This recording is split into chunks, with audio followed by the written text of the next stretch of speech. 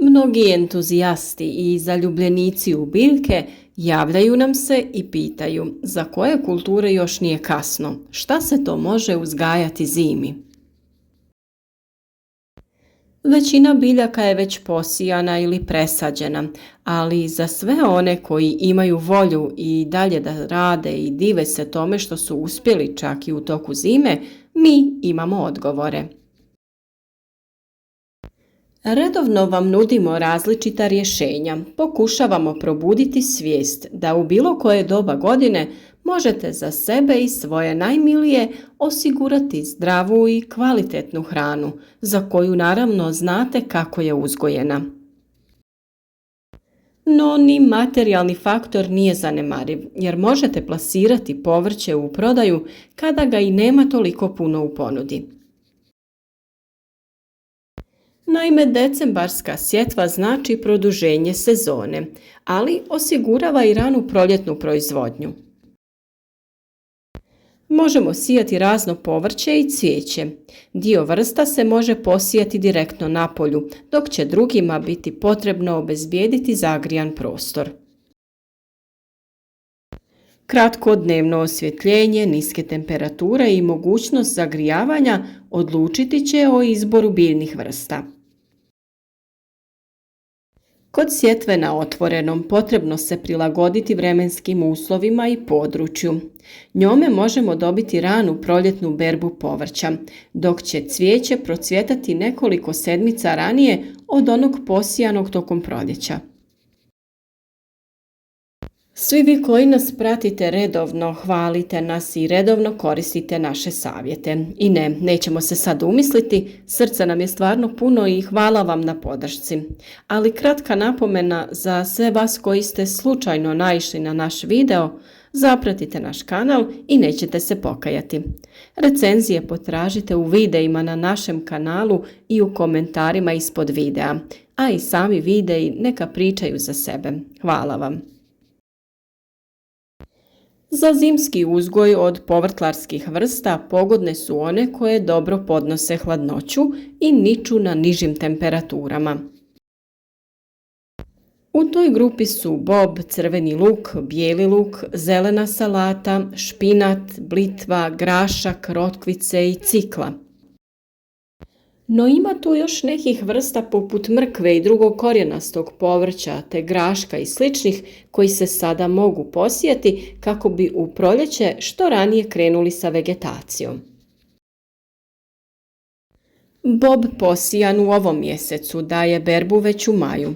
Njegov razvoj će biti pod direktnim utjecajem vremenskih uslova kada ga sijemo na otvorenom. Ovaj termin je pogodan za južne krajeve, ali i kontinentalne kada je ovako blaga zima. Kako bi ga dodatno zaštitili, potrebno je usjev prekriti agroplatnom ili prirodnim materijalom poput malča. U hladnijim godinama može se proizvesti rasad koji kasnije sadimo na stalno mjesto na otvorenom. Crveni i bijeli luk se na kontinentu i planinskim područjima u ovom terminu sadi u zatvorenom prostoru i to će obezbijediti rani mladi luk. Intenzitet rasta odredit će poštovanje plodoreda, temperatura, kvalitet zemljišta i intenzitet svjetlosti. Ukoliko vam uslovi tla dozvoljavaju sadnju na otvorenom, jednostavno gredice nakon sadnje prekrijte slamom ili nekom drugom vrstom malča. Važno je da sloj ne bude previše debeo kako bi biljke lako nicale kroz njega. Lisnato povrće je veoma zahvalno za sjetvu tokom zime. Zelena salata će biti odličan izbor. Trebate znati da se crvene sorte odlikuju jačim okusom, dok su zelene nešto slađe. Ako volite jače okuse, za vas su tu i rikola i gorušica. Blitva je veoma otporna i vani može izdržati cijelu zimu. Kako bi preživjela, potrebno ju je zaštititi, a špinat je prava riznica vitamina i minerala.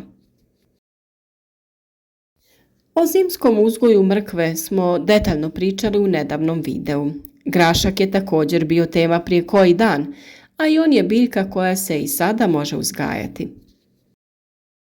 Potražite te video savjete i saznajte sve o zimskom uzgoju mrkve i graška. Ono što je svakako preporučljivo jeste da biljke koje prezimljuju vani zaštitite malčiranjem. Također, bitno je na tlo dodati nešto humusa kako bi se održavala toplina zemljišta i kako bi biljke imale dovoljno hranjiva za razvoj. Mi često ispod malča dodajemo čisti humus ili glistinac koji su proizvele kalifornijske gliste preradom stajskog gnojiva. Pošto sve nestane u jedan video da objašnjavamo postupke, o tome također imate poseban video savjet na našem kanalu. A za sve one koji žele znati nešto više kako se pojedina od ovih zimskih biljaka uzgaja, imate posebno video savjete kako bi za svaku od njih imali detaljne upute šta, kako i kada raditi. Stvarno se nadam da vam neće biti teško malo istražiti, jer mi ulažemo veliki trud kako bi na našem kanalu imali izobilje informacija. U komentaru nam se javite, podijelite vaše iskustva sa zimskim uzgojem. Uvijek nam je drago kada ispričate nešto o tome kako vi radite i kakve rezultate postižete. Možda baš vi budete nekom inspiracija da isprobaju uzgojiti neku od biljaka. A mi sve što smo učinili za naše biljke sa vama smo podijelili i u detalj objasnili. Izradite plastenike po našim uputama, a nećete sigurno zažaliti ukoliko u vrtu, ma koliko on mali ili velik bio, postavite neki veći plastenik, jer u njemu možete uzgajati sve povrće zimi, ali i u ostalim godišnjim dobima. Prednosti takvog uzgoja su višestruke: ranija berba, zdravije biljke, produženje sezone uzgoja, rad oko biljaka i tokom lošeg vremena, te zaštita od vremenskih nepogoda i još mnoge druge. U plasteniku možete jako rano krenuti sa uzgojem različitih biljaka koje bi inače sijali u proljeće na otvorenom. Kao što sam rekla, mrkva i drugo korijenasto povrće u tim niskim tunelima idealno će uspijevati, a sve vrste rasada mogu se dosta ranije posijati u plasteniku pa presaditi vani na otvoreno. Ukoliko želite i ranije presaditi neke biljke na otvoreno, možete ih tada zaštititi tim niskim tunelima, agrilom, te kada se ukaže ljepši vremenski uslovi, otkriti da dalje napreduju. Mnoge cvjetne vrste se odlikuju sporim klijanjem, nicanjem i sporim početnim rastom. Uobičajenom sjetvom u proljeće biljke svoju punu ljepotu dostignu tek krajem ljeta. Kako bi produžili sezonu, najbolje je obaviti što raniju sjetvu. To je posebno važno kod vrsta koje zahtijevaju stratifikaciju. A krajnje je vrijeme da odradite i sadnju lukovica ukoliko to već niste odradili, kako bi u proljeće sa rastom temperatura vaš cvjetnjak krenuo da buja i ukrašava vašu okućnicu. Svakako, nemojte zaboraviti ni poslove vezane za voćnjak: okopavanje, dodavanje stajnjaka i umjetnih hranjiva, orezivanje i krečenje stabala. O nekim temama smo već govorili, a neke tek dolaze na red. Budite strpljivi jer sve dolazi u pravo vrijeme i sve ćemo skupa odraditi.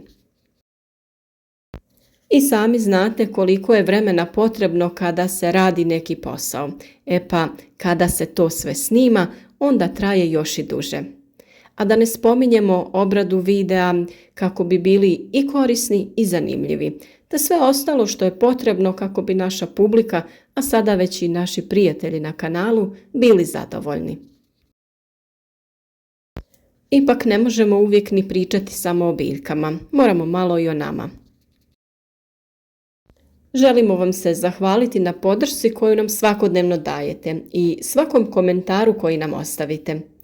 Potruditi ćemo se da u narednim danima osmislimo još neki live, to jest javljanje uživo, a vi pratite i usput smislite pitanja koja želite da vam odgovorimo. Pišite nam o svom načinu uzgoja, svojim uspjesima i padovima, razmjenjujmo iskustva i budimo zajednica koja uspješno uzgaja zdrave biljke. A do našeg sljedećeg videa šaljemo vam svima puno lijepih pozdrava.